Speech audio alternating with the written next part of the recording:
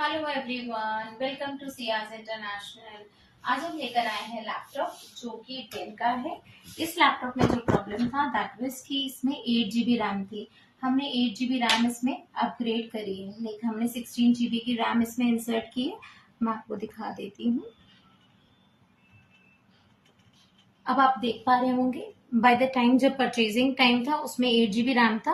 अब हमने 8 GB और इसमें अपग्रेड कर लिया, नाउ इट्स 16 GB। अगर आपके भी लैपटॉप में रैम अपग्रेड करना हो तो आप हमें कांटेक्ट कर सकते हैं। Thank you for watching.